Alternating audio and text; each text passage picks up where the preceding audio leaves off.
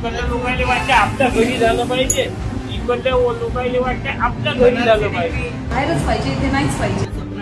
त्यांचं सरकार आहे, ते सत्तेत आहे, त्यांनी प्रामाणिकपणे काम केलं.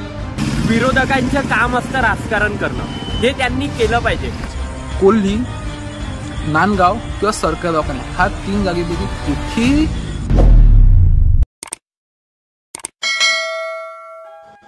तर स्वागत आहे तुमचं नवीन ब्लॉगमध्ये. नवीन ब्लॉग तर नाही म्हणता येईल, हा मी रिॲक्शन व्हिडिओ शूट करत आहो. आणि रिॲक्शन व्हिडिओ कोणाचा? पब्लिकचा. पब्लिक कोणती? आपली हिंगणघाटातली. आणि मुद्दा काय राहणार आहे तर मेडिकल कॉलेज कुठे पाहिजे. आता आम्ही पोचलो सरकारी दवाखान्यात. एक ऑटो वाले काका दिसत आहे, यांना विचारून पाहतो. अभी आपको पता है कि हिंगनघाट शहर में मेडिकल कॉलेज है. अभी जैसे लोग पूछ रहे, कोई बोल रहा कि जाम में आने को ना, कोई बोल रहा अजंती में, कोई बोल रहा कोल्ली में आने को ना, कोई बोलते वेड़ा, कोई नांदगांव. कोई ठहराव बना नहीं, नेत्री ने जगह दिया उसका कोई पता नहीं. कॉलेज तो बनेगा यही पे. हाँ, पण समुद्रपुर डिस्ट्रिक्ट जाम के लोग क्या बोलते हैं कि हमारे इधर होने को, वो क्या बोलते हैं कि हमारे इधर होने को. हिंगाट वाले क्या बोलते हैं कि अपने हिंगाट नहीं होने को. हाँ, अब ये है आमदार के हाथ में बात. अगर समझ जाए हॉस्पिटल के पीछे कॉलेज बन गया, लोगों के प्लाट लेके है, मकान बनाए, प्लाट लेके है, तो वो प्लाट उठा के बनाएंगे वहाँ पे, और लोगों की जगह हो गई नहीं वाली. तो उसकी जगह 400 बेड के हिसाब से बराबर. हाँ, वो तार के कंपाउंड के हिसाब से छोटी दी. एक ही साथ में कॉलेज बनने को ना, तो एक ही साथ में बनने को. 3-4 जण जमा दिसत आहे. मी म्हणतो काकाजी, काका मी का म्हणतो, मी कुठला आहे काका? कोल्ली गावाचं. तर आता जसं प्रत्येक ठिकाणून मागणी होत आहे की मेडिकल कॉलेज आपल्या गावाला झालं पाहिजे, तसं तुमच्या कोल्लीतूनही मागणी झाली आहे शायद की कोल्ली शिवारात पाहिजे बा म्हणून. तर तुमची इच्छा काय आहे की मेडिकल कॉलेज कुठं झालं पाहिजे? आपण काय सांगा, वाले तर पाहिजे. घाटाचे नागरिक, तुमची इच्छा कुठे आहे की कुठं झालं पाहिजे कॉलेज? कोल्ली किंवा नांदगाव. ठिकाणी गरज आहे. जागा नाही ना कॉलेजच्या हिशोबाने, जागा आहे का? नाही, जागा नाही. आता नांदगाव मठ किंवा अजंती अशा ठिकाणी जर झालं, हिंगणघाटवाल्यांना जवळ पडते ना. ते कॉलेजवाल्यांची, दवाखान्यावाल्यांची किती गर्दी होईल. ते बाहेर जायची कामाच्या वर्दीच्या बाहेर आहे ना. सावंगी में गेलं बाहेर आहे, शिवग्राम आहे, शिवग्रामचं बाहेरच आहे. बरोबर. कुठं गावात आहे? बाहेर. हो हो. मग कशावानी असं बाहेर आलं पाहिजे ना. हो हो. बाहेरच पाहिजे, ते नाहीच पाहिजे. ते तुम्हाला माहित आहे की मेडिकल कॉलेज हिंगणघाट शहरात येत आहे. प्रत्येक गावखेड्यातून त्याची मागणी होत आहे. आणि काही लोक उपोषणावर बसले आहे की सरकारी दवाखान्याच्या मागे झाली पाहिजे. तर तुमचं याच्यावर काय बोलणं आहे की कॉलेज कुठं झालं पाहिजे, कुठली जागा योग्य राहील? माझं असं म्हणणं आहे की मेडिकल कॉलेज मंजूर झालं आहे, हो, ते जागेचा अट्टहास नको आला पाहिजे. हिंगणघाट प्रिमायसेस. हां हां, बरोबर ना. एवढंच खरं की लोकांना दळणवळणाच्या सोयीनं आणि ट्रॅफिकच्या सोयीने हां अशी जागा निवडावी. या जागेबद्दल मला विरोध म्हणून नाही, हां हां, परंतु समोरच्या भविष्यात आपल्याला काही वाटते की बाबा इथे अडचण होऊ शकते, ट्रॅफिकची अडचण होऊ शकते वगैरे वगैरे. हो हो. तर त्या अडचणी पुढील 25 वर्षाची नजरेपुढे ठेवून, 25 वर्षाचा पुढील काळ नजरेपुढे ठेवूनच आपल्याला त्याची पायाभरणी करावी. बरोबर आहे. आणि त्यासाठी असं वाटतं की मोकळी जागा असणं आवश्यक आहे. बाहेर भरते का नाही, मेडिकल कॉलेज आणि कॅम्पस वगैरे उभं आहे, आणि CMOचे सगळे हे राहतील डॉक्टर किंवा मुलांना ते हॉस्टेल वगैरे, हो हे सगळं उभं राहणे इतपत जर जागा असेल तर काय हरकत नाही तसंही. बरोबर आहे. परंतु त्यापेक्षा इतक्या अडचणीत जाण्याऐवजी लोकांना अडचण करणे किंवा कोणाच्या गाठी ग्रहित करण्यापेक्षा मला असं वाटतं की हा भाग कमी पडेल. आता आम्ही पोचलो वेळा चौरस्त्यावर. तर इकडच्या लोकांचं काय बोलणं आहे ते जाणून घेऊया. तर तुम्हाला माहित आहे वेळ्यामध्ये कॉलेज फायनल होणार होतं, पण वेळेच्या जागेचा विरोध झाला आणि इकडचा प्रस्ताव मागे घेण्यात आला आहे.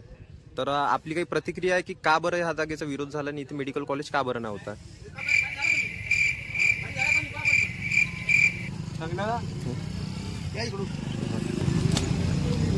कसा याच्यामध्ये अतुल वांदिले आणि राजू तिमांड्यानी यांनी जबरदस्तीने याचा विरोध केलेला आहे. आणि या विरोधाच्या याच्यामध्ये त्यांना, कारण का ग्रामीण भागाचा विकास करायचा नाही आहे, आणि त्याच्यामुळे त्यांनी हिंगणघाटला जास्तीत जास्त त्यांनी हिंगणघाटवरती भर देऊन हिंगणघाटला मेडिकल कॉलेजचा त्यांनी हे केलेला आहे. कारण का ग्रामीण विकासाच्या याच्यामध्ये म्हटल्याच्या नंतर वेळा हे गाव 12 गावं मिळून 12 ते 13 गावं मिळून येते त्याचा हे होते आणि इथच्या लोकांना स्थानिक लोकांना तिचा रोजगार मिळत होता. यांनी याच्यामध्ये राजकारण करून आपला ते त्यांनी हट्ट धरलेला आहे का हिंगणघाटला व्हावं म्हणून वेळागावला. आणि वेळागावला होणं हे जरुरी आहे कारण की वेळागाव हे असं आहे की इथं हायवेवर आहे आणि जागा सुविधा आहे आणि योग्य अशी ही जागा आहे कोणाला इथं. आणि त्यातल्या त्यात इथे 2 स्टेशन पडणार आहे इथच्या मिडिल, एक हिंगणघाट आणि लगतच इथं वाघोली एक स्टेशन आलेलं आहे. तर वाघोली स्टेशन पण इथं एक जागा आहे आणि त्यातल्या त्यात ऑटोवाल्यांचे सुद्धा धंदे वाढणार आहे आणि ऑटोवाल्याचे धंदे वाढल्याच्या नंतर इथचा जो शेतकरी आहे तिथच्या शेतकऱ्याचा सुद्धा त्याच्यामध्ये फायदा होणार आहे. आणि आता कसं काही लोकांचं बोलणं आहे की वेळागाव हे दूर पडते, तर तुम्ही आता वेळागावचे रहिवासी असून तुम्ही सांगू शकता की याच्यावर की हिंगणघाटवरून वेळा दूर पडते की नाही? सर वेळागाव हे निश्चितच दूर पडत नाही कारण की वेळागाव फक्त 9 किलोमीटर आहे इथून आणि वेळाला सुद्धा कंपनी आहे. तर कंपनीमध्ये हिंगणघाटचे लोक येत नाहीत का? हिंगणघाटचे लोक पण आपल्या या कंपनीमध्ये येऊन काम करत आहेत. हिंगणघाट लोकांना इथं मजूर मिळालेले आहेत आणि हिंगणघाट आणि वेळा हे काही अंतर काही जास्त दूर नाही आहे, 9 किलोमीटर फक्त अंतर आहे. इथे काही लोक दिसलाय, आपण यांच्याशी चर्चा करूया. इकडल्या लोकांना वाटते आपल्या घरी झालं पाहिजे, इकडल्या लोकांना वाटते आपल्या घरी झालं पाहिजे.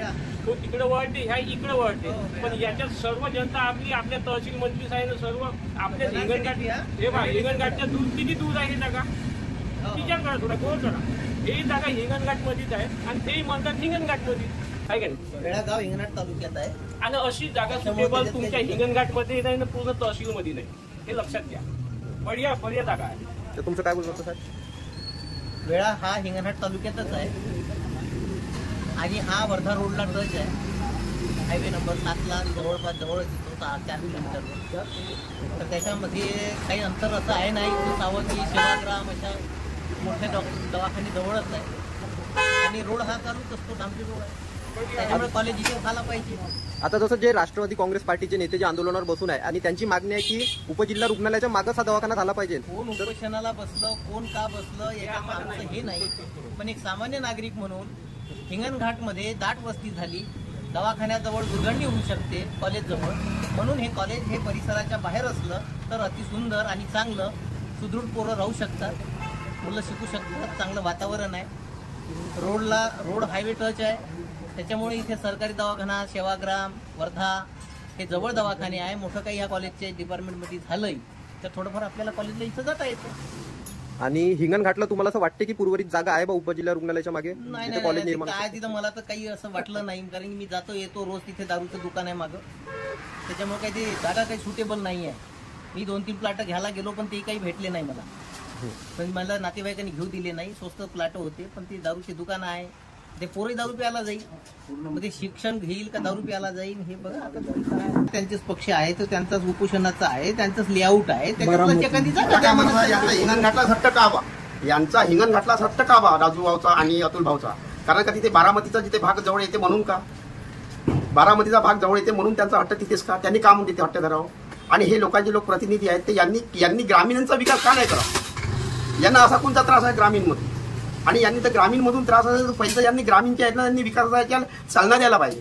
त्यांनी पत्रकार परिषद जर ते घेतली नसती कारण का वेळेवाल्यांनी त्याची मागणी केली नव्हती.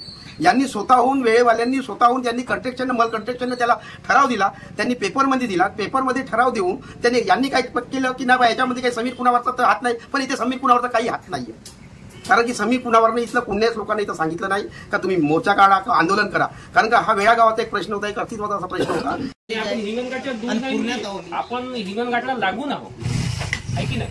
मग हा प्रश्न आला कुठं? हा नाही पाहिजे, इथं नाही पाहिजे, इथं नाही. शहरी विभागात जागा शिल्लक नाही ना, शिल्लकच नाही ना. अशी प्लॉट घ्यायला गेलो तर तो 15 बाय 20चा प्लॉट मिळतो. मला एक सांगा ते तिथं 15-20 बाय 40 एकराची 20 एकराची जागा कुठं भेटून राहिली आणि सरकारपाशी जागा तरी कुठे आहे?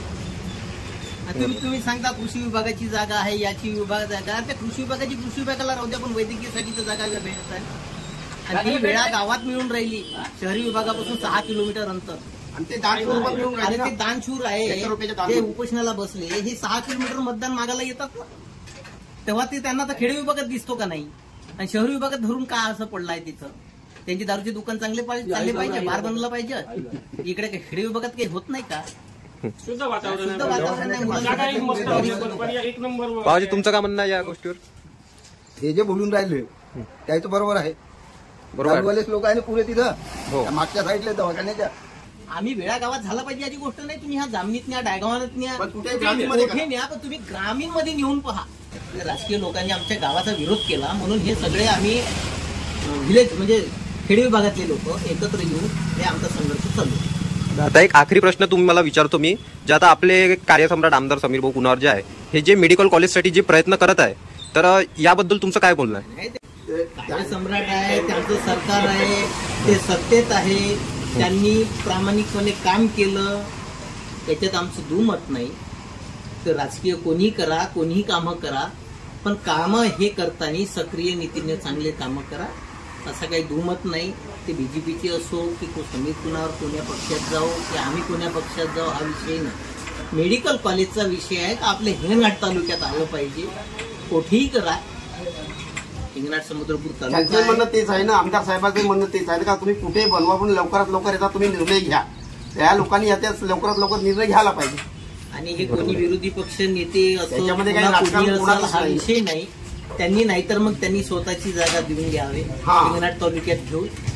त्यांचे पण लेआउटचे काही प्लॉट वगैरे असतात, त्यांनी त्यांच्याच घेऊन करून द्यावे, दान द्यावे. त्यांनी दान शोरायचं. तेवढं उपोषणाला बसून मरणाला मग तोंड कशाला द्यायचं? पोरंबार आहे, त्यांनाही पोरंबार आहे, बायको पोरं आहे. त्यांनी आपलं उपोषणाला कशाला बसावं? उपाशापोटी त्या बायाला घेऊन त्यांचे नवरे आहे. आम्हाला माहिती मिळाली की वेळा गावात लाडकी बहीण योजनाचा कॅम्प सुरू आहे ग्रामपंचायतीमध्ये. तर तिथे जाऊन आम्ही काही लोकांच्या प्रतिक्रिया आपण एवढं जागी बघून फिरलो, इतक्या जागी फिरलो, मला मॅक्झिमम लोक जितके पण लोक आपल्याला बाईट दिले त्यांनी हेच म्हटलंय की आम्हाला कुठेही चालते, जागा इज नॉट अ इश्यू. जागा इश्यू आहेच नाहीये. हे अपोजिशन वाले काहीतरी काड्या करताय माहित आहे का? हळूहळू समजत आहे ना पॉलिटिक्स. काकू ग्रामपंचायत कुठं आहे? अच्छा अच्छा. हे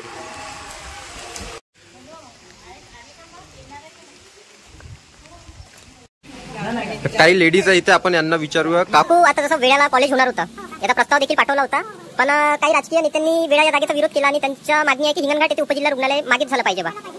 तर तुमचं याच्यावर काय मत आहे की जर वेळाला कॉलेज झालं असतं तरी सोयीस्कर असतं का विद्यार्थ्यांसाठी? हो, सोयीस्कर होत होता ना, आमच्या वेळेला झालं असतं. की वेळा गाव हे दूर पडते, शहरी भागात कॉलेज झाला आणि वेळा हे ग्रामीण भागात पडते. तर तुम्हाला वाटते का हिंगणघाट आणि वेळा खूप दूर आहे किंवा इथून अंतर आहे? नाही, जवळ आहे ना, किलोमीटर गाव आहे. हो ना, शेगावला आपण ह्या शेगाकडे येतो हिंगणघाटली 10 किलोमीटर नंदुरी चौकापासून. बरोबर. मग तितक्याच लांब आहे. झालं पाहिजे कॉलेज. पांढरकवडा येते कुठेही व्हावं, आपल्या तहसीलमधलं कॉलेज कुठेच गेलं नाही पाहिजे, आमची हे अपेक्षा आहे. मोठा कारखाना केला, तो कारखाना बंद पडला, बेरोजगार झाले लोक बेरोजगार झाले आणि तिथं जेवढे लोक राहत आहे ते आता जिथं तिथं रोजमजुरी करून जगत आहे. आणि त्या कारखाना उभा झाला तिथं 2000 कर्मचारी रोज जगत होते. आज तो भंगार झाला, तो विकून त्याला काढून नेला आणि आता तो कारखानाही भंगार आहे. आता तिथं जागा ओस पडून जाईल, त्याचा काही फायदा नाही. काहीच फायदा होणार नाही. उपजिल्हा जे आहे हिंगणघाटचं तिथे तेवढी जागा आहे नाही आणि हिंगणघाटपासून वेळा गाव काही असं लांब आहे नाही, 5 ते 6 किलोमीटर अंतरावर गाव आहे आणि हे मेडिकल कॉलेज येतच व्हायला पाहिजे होते. कारण कोणताही इंजिनिअरिंग कॉलेज आपल्या हिंगणघाट तालुक्यामध्ये अवेलेबल नाहीये. सगळे विद्यार्थी वर्धेला जातात, नागपूरला जातात, त्यांना ते जवळ पडून राहिलं आणि वेळा दूर पडून आले. हे तरी मला तरी हा विषय नाही पडत आहे. आणि वेळा 10 किलोमीटर म्हणजे खूप लांब नाही. त्यातल्या आता 430 खाट्याचं तिथे सुद्धा हे आलेले आहे आणि जे या एक क्रीडांगण त्याच्या जागे सुद्धा त्याच्यासाठी सुद्धा जागा ते आरक्षित केलेली आहे. त्यामुळे वेळा काही दूर नाही आणि 8 किलोमीटर 7 किलोमीटरवर अंतरावर आहे. तर आवश्यक म्हणजे व्हायला पाहिजे माहिती वेळेला.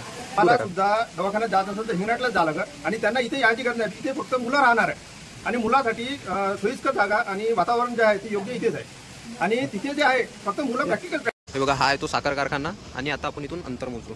आता आम्ही इथून 0 करू मीटर. हे मीटर झालंय 0 आणि आता आपण बघूया की खरं अंतर इथून तर हिंगणघाटचं खरं अंतर आपण आपल्या व्ह्यूअर्सला दाखवू.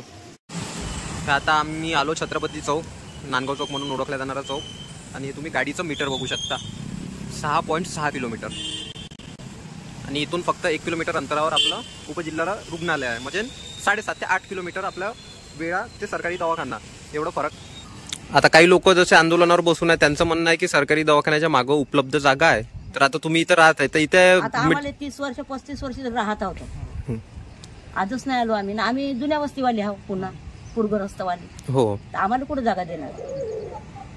तर इथं आहे का तेवढी जागा की इथं मेडिकल कॉलेज बनू शकते म्हणून? नाही बनवू शकत. नाही जागाच नाही आणि बनवू नाही शकत. याच्यात बनलं पाहिजे, सरकारी दवाखान्याच्या मागे बनलं पाहिजे. इथे जागा आहे का तेवढी शिल्लक? जागा आहे तिकडे, पाठीमागा जागा आहे, इकडे जागा आहे ना, मारोखाली आहे. किती एकर जागा शिल्लक आहे? 30-35 एकर जागा शिल्लक आहे. अच्छा अच्छा. आहे ना, तिथे हा पट्टा आहे 9 एकरचा, पाठीमागून आहे पूर्ण मारोखालीचा भाग घेणार आहे, पट्टा घेणार आहे, त्याच्यात बनलं पाहिजे. कॉलेज होना, तो इस पे आपकी क्या प्रतिक्रिया है? यहाँ पे कॉलेज बन सकता है क्या? यहाँ पे भी कई लोग रह रहे हैं, उनके घर भी जा सकते हैं इसमें. मालूम पड़ेगा सब चीज खाने का, गरीब इंसान को जगह होना ना. हम है यहाँ 20 साल हो गए, तो हमको कुछ इंतजाम कर दो. तो भी है 30 साल के, 1 साल मेरे से बढ़ के है भाई. तो आपका बोलना है कि यहाँ पे होना चाहिए या आजू बाजू कई जहाँ पे जगह है बड़ी वहाँ पे होना चाहिए? आपको जहाँ देंगे वहाँ हम जाएंगे. कॉलेज बनना है तो बनाओ भी,